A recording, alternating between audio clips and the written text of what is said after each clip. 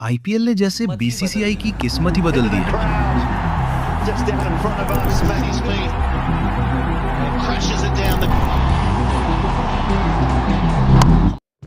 हमारा देश कितना भी गरीब हो, पर आईपीएल की वजह से हमारा cricket board which is BCCI दुनिया का सबसे अमीर क्रिकेट बोर्ड है। दुनिया के सबसे अमीर बोर्ड यानी कि बीसीसीआई के पास मौजूदा समय में कितना पैसा है? बोर्ड के पास मौजूदा समय में 15,000 करोड़ की नेटवर्थ है। BCCI is the richest cricket board. In fact, it is one of the richest sports bodies across the globe. It's roughly 5,000 crores which comes in through media rights, about 1,350 crores which comes in from franchise fees, and title sponsors 500 crores.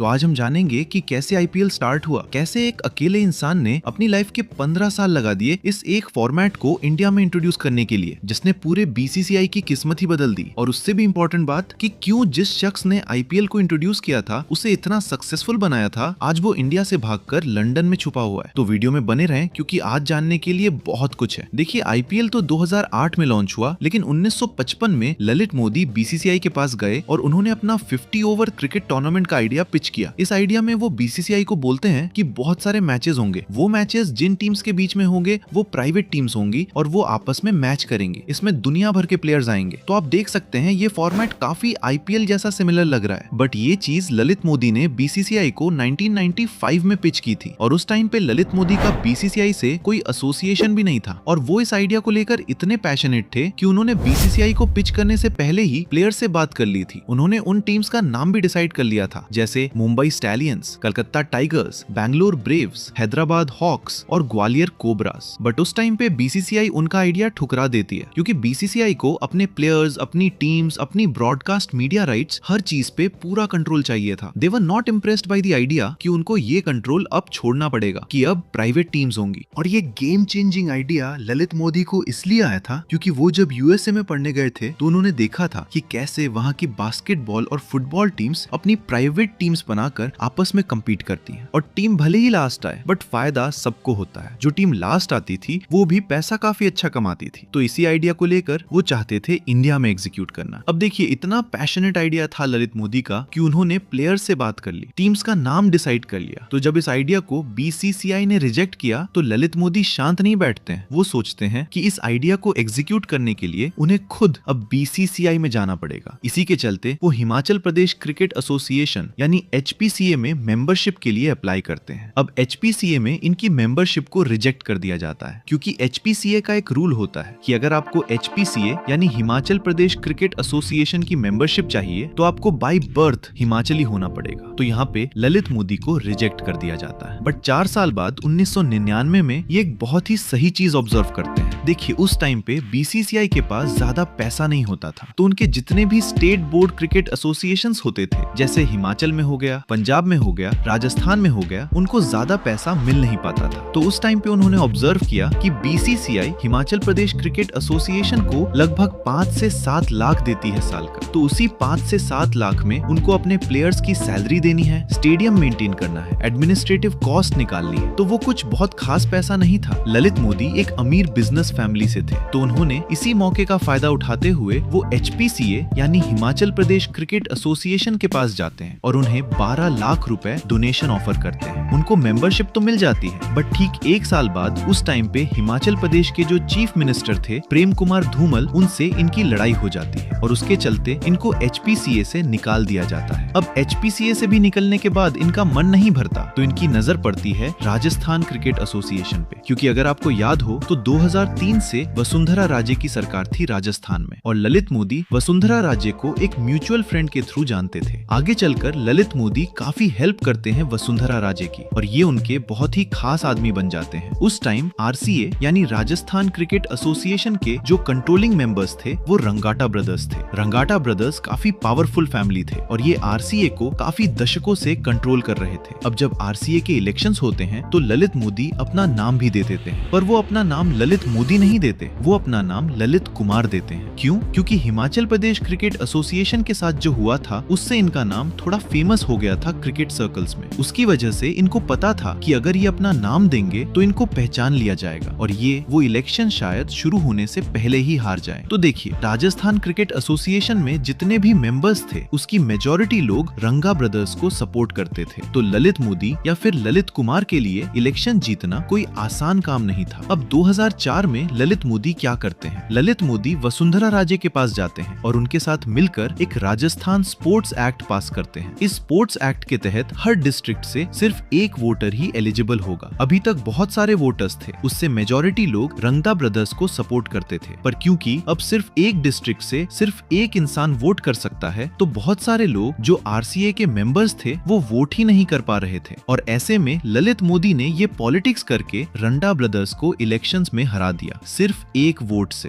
तो अब ललित मोदी एक state cricket board के अंदर घुस गए थे। इनका मकसद था बीसीसीआई में जाना। उनको ये अपॉर्चुनिटी मिली 2005 में। 2005 में शरद पवार खड़े होते हैं बीसीसीआई के प्रेसिडेंट इलेक्शंस के लिए। वहां पे ललित मोदी इनकी बहुत हेल्प करते हैं in terms of politics, in terms of strategizing कि कैसे क्या करना है। और इनकी इतनी मदद करने के बाद शरद पवार एक्चुअली 2005 में बीसीसीआई के प्रेसिडेंट के इलेक्शंस जीत जाते हैं। और इन्हीं सब के चलते अब शरद पवार ललित मोदी को बीसीसीआई का वाइस प्रेसिडेंट बना देते हैं। बीसीसीआई का वाइस प्रेसिडेंट बनते ही ललित मोदी बहुत सारे कॉन्ट्रैक्ट्स को रीनेगोशिएट करते हैं, मीडिया राइट्स बढ़ा देते हैं। उनको पता था कि इंडिया की जनता क्रिकेट के लिए पागल है और वो ऐसे ही बहुत सारे काम करते हैं जिससे बीसीसीआई का रेवेन्यू काफी बढ़ जाता है। इनफैक्ट 2005 से 2008 के बीच बीसीसीआई का रेवेन्यू 7 गुना तक बढ़ चुका होता है और 2008 में ये 100 करोड़ हो जाता है।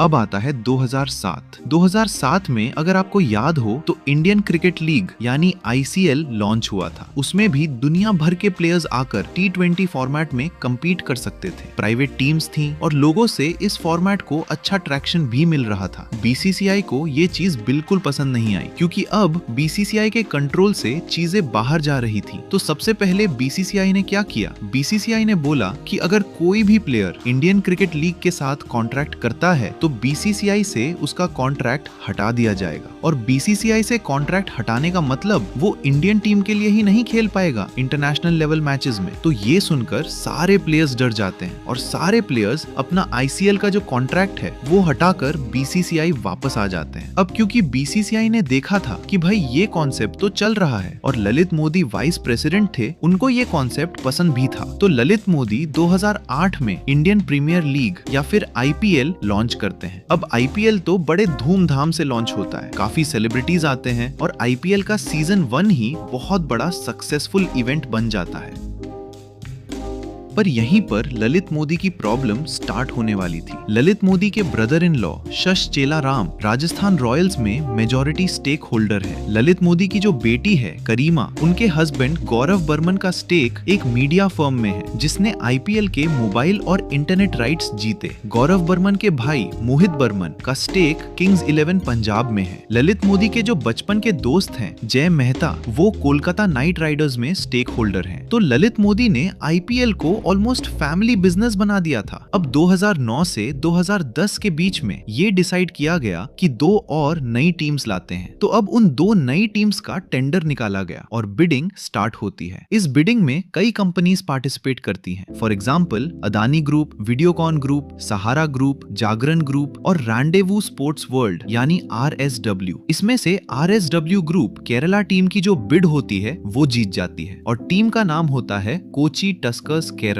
इस ग्रुप में जितने भी इन्वेस्टर्स हैं उनकी लीड होते हैं शशि थरूर और वही मदद करते हैं पूरी डील को कंप्लीट करने में। शशि थरूर ये पब्लिक स्टेटमेंट भी देते हैं कि उनका RSW में कोई स्टेक नहीं है और शशि थरूर उस टाइम पे इंडिया के एक्सटर्नल अफेयर्स मिनिस्टर थे। अब यहाँ पर ललित मोदी को ये बात पसंद नहीं आती कि RSW ग्रुप एक टीम की बिड जीत गया। अगर मीडिया रिपोर्ट्स की माने तो ललित मोदी चाहते थे कि जो टीम की बिड है वो या तो वीडियोकॉन ग्रुप जीते या अडानी ग्रुप जीते, पर जीत कौन गया? जीत गया RSW ग्रुप। इसी नाराजगी में वो एक सबसे बड़ी गलती कर बैठते हैं। वो ट्वीट कर देते हैं कि RSW ग्रुप में वन ऑफ द इन्वेस्टर्स हैं सुनंदा पुष्कर। सुनंदा पुष्कर शशि थरूर की उस टाइम पे क्लोज फ्रेंड थी और आगे जाकर वाइफ भी होती हैं। और इसी ट्वीट में ललित मोदी ये भी लिखते हैं कि ये जो RSW ग्रुप का स्टेक है, ये बेसिकली सुनंदा पुष्कर शशि थरूर को गिफ्ट करना चाहती हैं। तो बेसिकली शशि थरूर बोल तो रहे हैं कि उनका कोई पर्सनल स्टेक नहीं है, लेकिन ये वो सुनंदा पुष्कर के through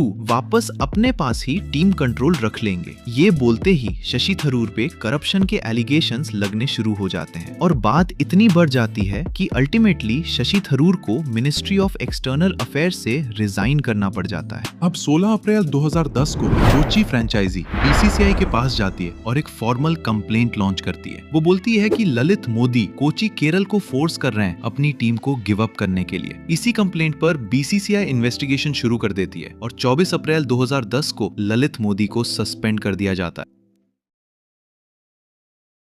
Life ban on the former IPL boss. Once the most sought after man in Indian cricket, now an outcast as far as the board of control for cricket in India is concerned. Modi also threatened the Kochi franchise to give up the IPL team. 49-year-old is also guilty of not disclosing that his relatives had stake in a company that purchased rights for the IPL website. Modi has been found guilty of rigging IPL bids by adding unreasonable clauses in the tender draft to favor two companies.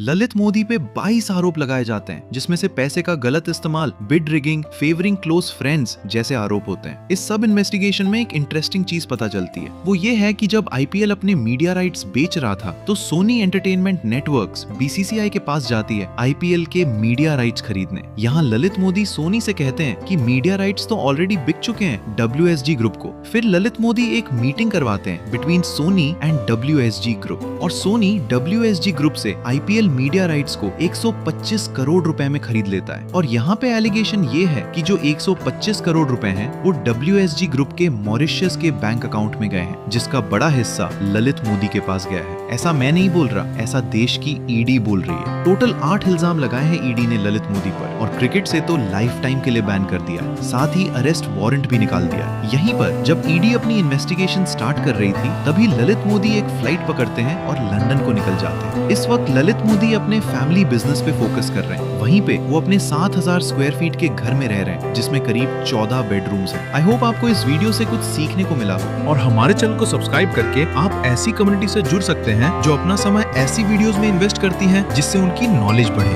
तो मिलते हैं अगली video में।